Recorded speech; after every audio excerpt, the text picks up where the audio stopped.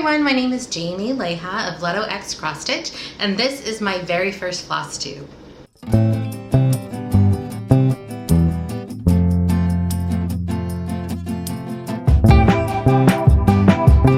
So I'm Jamie of leto.x, and the name leto.x actually comes from my name and my husband's name. So my last name is Leha, first two letters of that are L-E, and my husband's last name is Tomerlin, so the first two letters of that is T-O. Combine them to get Leto. So I am a long-time paper crafter. I have been part of the scrapbooking industry for a really long time.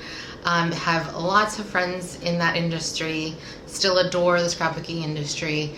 But I decided I wanted to take a little bit of a break and was getting just a little bit overwhelmed with the amount of projects that I was taking on. So I switched gears over to cross stitch, and it has been maybe 6 months at this point, 6 or 7 months. Okay, so we just started August. So I would say 8 months, because really at the beginning of this year is when I full bore jumped in with 2 feet into this new hobby, and I am loving it. It's that same story that we all have of cross-stitching when we're younger and getting away from it as you get older. So I cross-stitch as a child when my mom was really into it in the 90s. And then I cross-stitch a little bit in high school when my high school boyfriend's mother was really into it. And she'd buy me all kinds of little kits and things, and we'd cross-stitch. And then I just went away as I went off to college and went off to grad school and was living my life.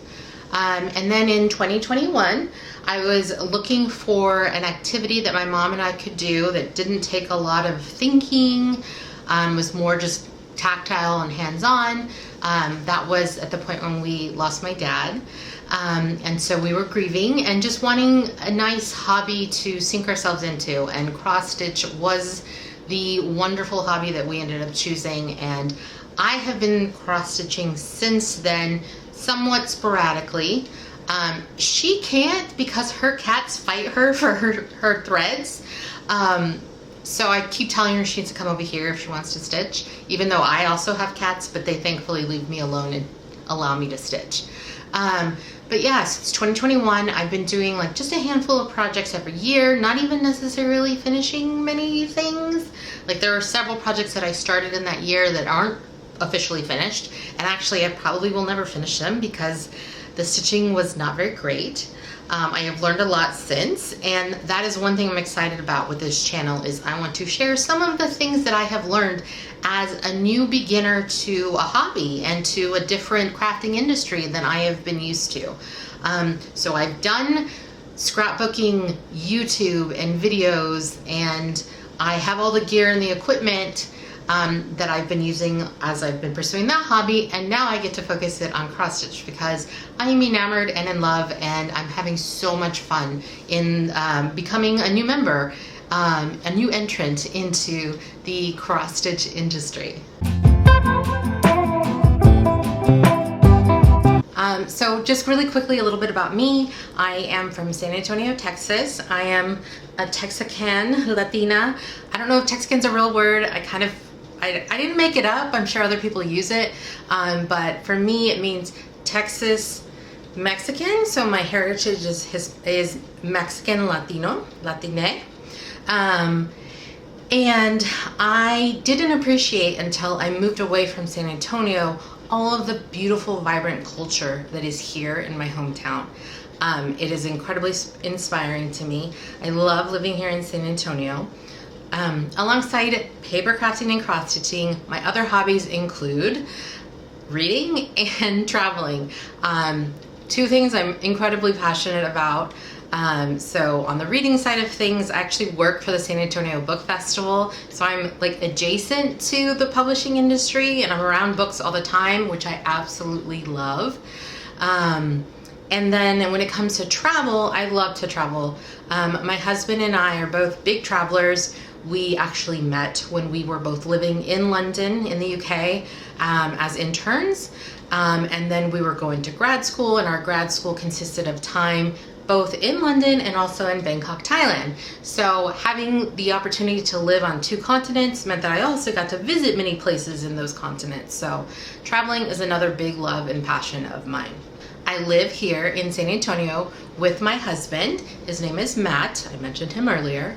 And we are childless by choice. We choose instead to focus our energy on our family, our friends, and our community. We have 4 creatures, the creature crew I call them, that live here in our home with us. We have 1 dog, her name is Dixon, and we have 3 cats. If you know anything about cats, it's not too hard to end up with 3 cats.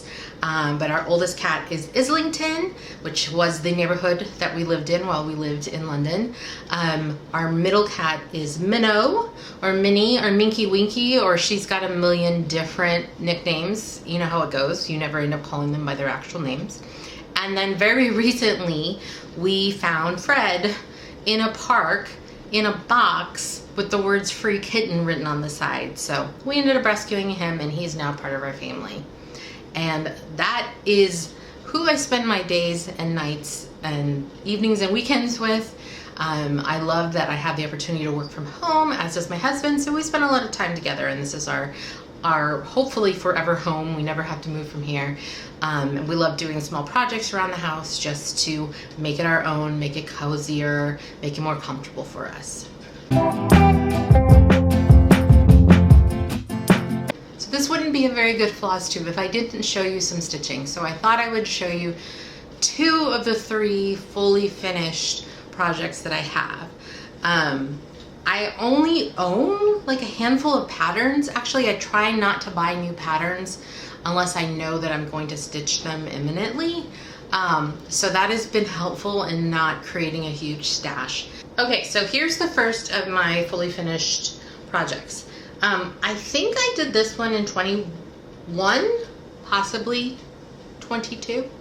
No, I did it in 22 because we were living here at the time. We moved from Houston in 2022 and now we're in San Antonio. But I did this guy then, 2022, here in this home.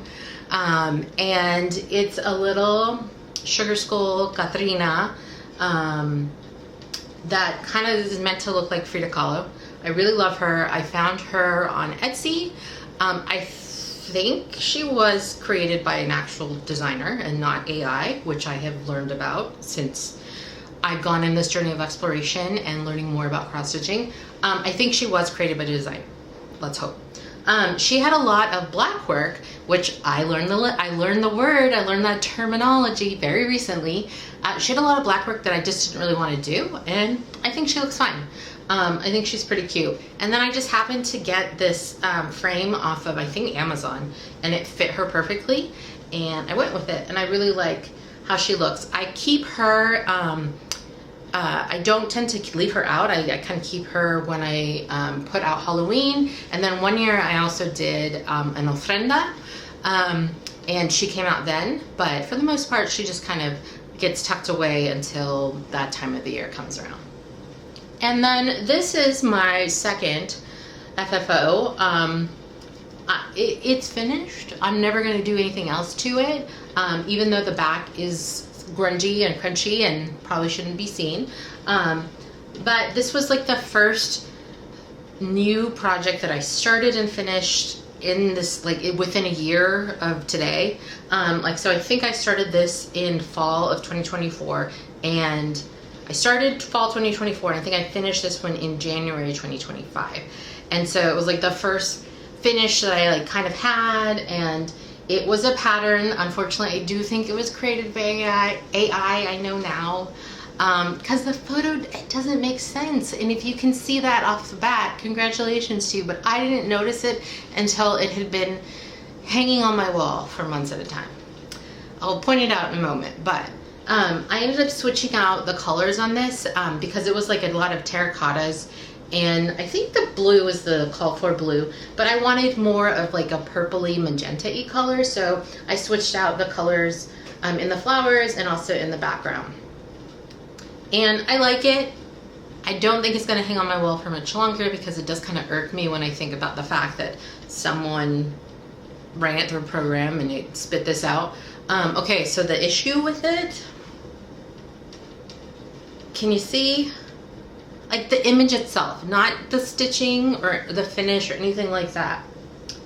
So there's a book here with words on it, and then there's the teacup on there, and then there's the vase of flowers. And I think it's probably hardcover because you can see that here. Where's the front cover of the book? It's non-existent here. And that irked me so much when I finally realized that. I mean, I guess we could assume that it's a paperback, that the cover was like pulled, I don't know, whatever you call that, where they like bring it around to the back and they crunch up the spine, and that's how we can see the words without the cover. But anyway, you live and you learn, and now thankfully I'm much more aware of where I purchase patterns from, and I make sure that they are coming from actual designers and not AI. As a responsible customer, as a responsible participant in this industry, I just think it's pretty important to try to uplift the designers and the actual people who are creating those designs versus someone who's kind of run something through a computer program and spit out an end result that doesn't make sense, like the case for that specific project. So, thank you so much for looking at my cute FFOs, as I now know that term. Any of the terms that you hear me say, I'm gonna try to put them below in the description with like their definitions. So if you are a newbie, like I still consider myself, you can have a little glossary or guide to what the heck I'm talking about. And that is gonna be a big part of this channel, I think. I really want to share, as a newbie and a beginner and a new entrant into this industry, the things that I'm learning sometimes as I'm learning them. I, at the moment, have been reaching out to people like on Facebook and Instagram and just asking random questions. And this industry has been so kind and supportive already so far in responding and answering my questions. So I want to share some of that wisdom with you all. And I don't know. I don't even know what I don't know yet. So I'm excited to go on this journey to share little tidbits and pieces of information if you're brand new too, and so that we have the opportunity to learn together. Also, if you are an experienced cross stitcher and you've been doing this for a very long time, or you just picked it all up really quickly, I would love to hear from you as well, especially if I'm asking questions, or if you see someone potentially in the comments asking questions. I kind of want to figure out a way, a place and a way for questions to be asked and answered. So we'll see what that ends up looking like. But that's kind of one of the goals that I have for this specific YouTube. Along with learning, Leto lessons, Leto learning, I don't know what I'm gonna kind of call this particular segment. I'm also going to try to do some like traditional Flosstube and share my works in progress, share my completed patterns, share my fully finished objects, FFOs. I also want to share how I'm going about organizing things, both digitally and physically. I have a prototype of a planner that I have started. It's a paper planner that I am utilizing myself just to keep me organized and make sure that I am finishing what I start, and if I'm paying for a pattern, that there's a plan to stitch that pattern. It's all holdover from the papercraft industry, in which I spent tens of thousands of dollars over the past, like I said, 28 years, acquiring supplies and then sometimes not using, and that being a big issue for me, and really wanting to use the things that I was buying and spending lots of money on. So this isn't going to necessarily be like a budgeting channel, but I do wanted to show you at some point how I go about organizing and what I am doing to keep myself on track. And then one day I hope to be able to release some designs.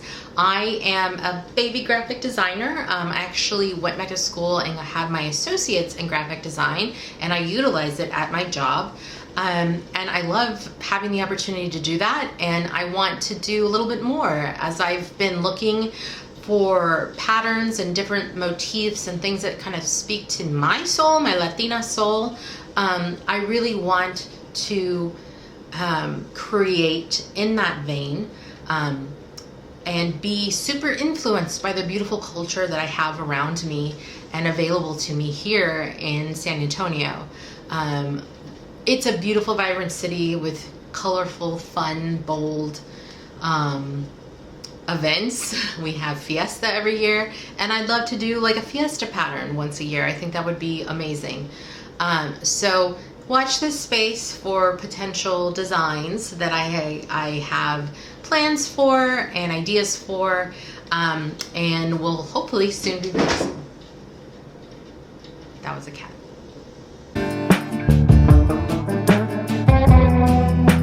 Okay, so I know I told you a little bit about me and my past. You might be wondering what it is that I am sitting in front of. So this is actually my one family heirloom that I have, and it is a hand embroidered bed coverlet. I don't know, we've always called it a quilt, even though it technically isn't a quilt. But my great grandmother, Juanita Garcia Salinas, stitched this with her own two hands.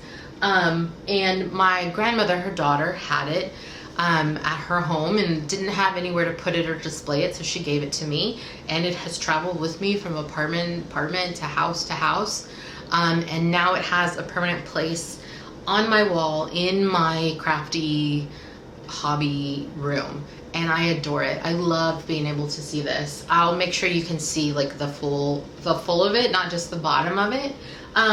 But as I put this up and my grandmother came over to see it like hanging up on the wall, she told me, which I did not know, that she actually drew using a pen on this fabric, and she did the drawing and my grandmother did the stitching. So they worked on it together, and that, oh my God, it blew my mind when I heard that.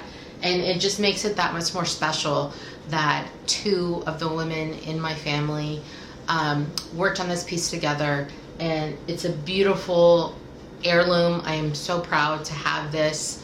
It is of the Virgen and the Virgen de Guadalupe. And it has a bunch of roses around it. I am not Catholic, but I love and appreciate this for the heirloom that it is.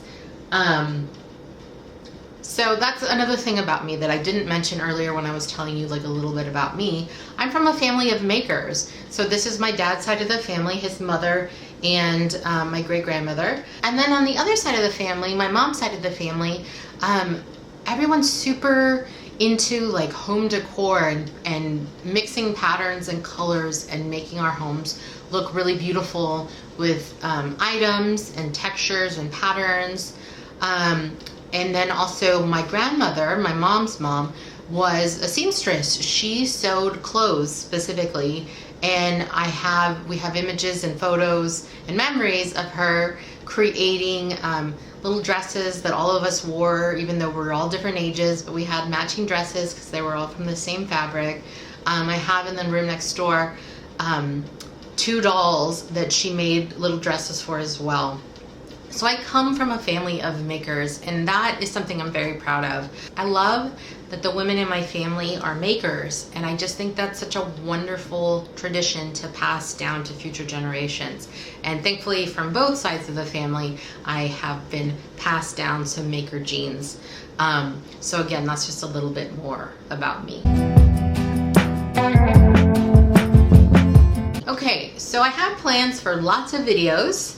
Hopefully they will come to fruition, but I think the next video I'm gonna plan to do is like a traditional Flosstube where I'm showing you my works in progress, my completed patterns, and then any FFOs that I might have finished at the time, along with haul. I will tell you, I don't buy a lot. I kind of just buy for a specific project and stop, and then buy for a specific project and stop. So I don't know how much of a haul video channel this will be. But then also in the future, I definitely want to share more about my organizing, using things that I've learned from my scrapbook industry experience and how I've organized things there. And scrapbooking and planning. The paper planner arena is also something that I am very familiar with. And so bringing that into the cross-stitching industry, or like into, not the industry, into my cross-stitching hobby is definitely something that I will be making content about in the future. If you have made it this far, thank you so much. I really appreciate you spending some time with me, getting to know me. If you have any questions for me, I'm happy to answer if you want to pop it in the comments. If you enjoyed the video, I hope you would consider liking it and or subscribing so you can see more content that is to come. I just really appreciate you. So for now, Jamie from Leto.x signing off.